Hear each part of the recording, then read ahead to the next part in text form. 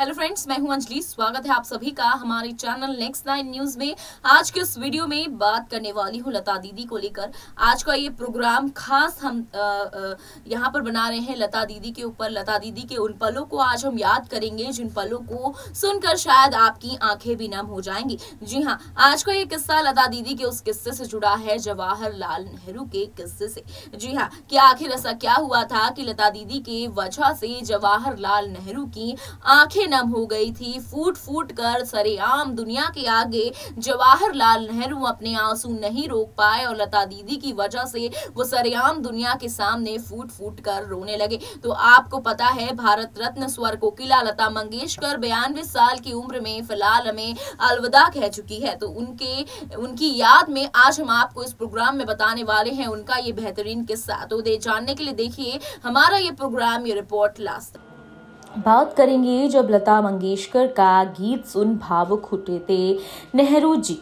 कहा मेरी आंखों में आंसू आ गए। वो समय उस 1962 का था जब चीन से युद्ध हारने के बाद पूरा देश गम के सागर में डूबा हुआ था, क्योंकि इस हार के चलते राष्ट्र का मनोबल मानो चकनाचूर हो गया था।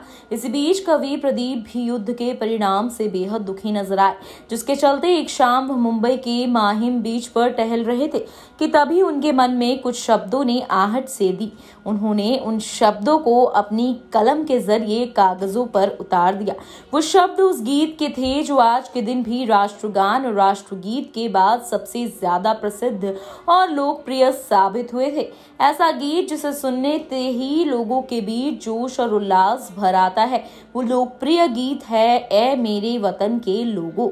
इस गाने को प्रसिद्ध गायिका लता मंगेशकर ने गाया था। इस गाने के पीछे भी एक कहानी थी। क्या आपको पता है कि यह गाना लता जी अपनी बहन आशा भोसले के साथ गाने वाली थी। यहाँ तक कि उन्होंने साथ मिलकर रिहर्सल भी कही थी, लेकिन किसी वजह के चलते आशा जी ने दिल्ली जाने से इनकार कर दिया। इस गाने के कंपोजर सी रामचंद्र ने लता को गाने का म्यूजिक टेप दिया, जिसके चलते लता जी जहाज में रास्ते भर उस गाने को सुनती आई। साथ ही दिल्ली के जिस स्टेडियम में यह समारोह होने वाला था उसमें कई प्रसिद्ध लोग शामिल होने वाले थे। उस समय के राष्ट्रपति सर्वपल्ली राधाकृष्णन, प्रधानमंत्री जवाहरलाल नेहरू और उनकी बेटी इंदिरा गांधी के साथ दिलीप कुमार, राज कपूर जैसे कई प्रसिद्ध हस्तियां भी इस कार्यक्रम में शामिल होने वाले थे। लेकिन जिस कवि ने इस गीत का लेखन किया था, कवि प्रदीप, उन्हें इस कार्यक्रम के लिए आमंत्रित नहीं किया गया था। वहीं इस गाने को शानदार तरीके से प्रस्तुत करने वाली लता जी इस गाने को लेकर पहले थोड़ी घबराई हुई थी।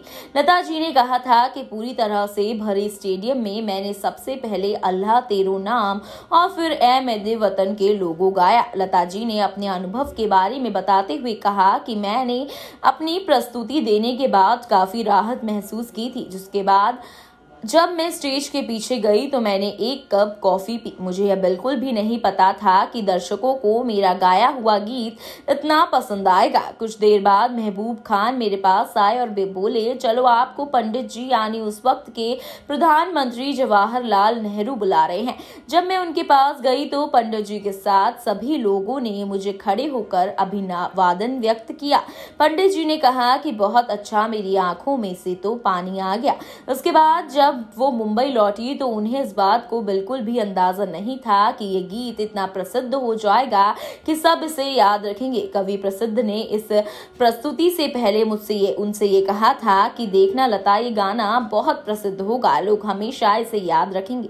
कवि प्रदीप के कहे वो शब्द हकीकत में बदल गए और किसी हिंदी फिल्म का हिस्सा न होने के बावजूद भी गीत हिंदुस्तानियों के दिलों की शान बन गया।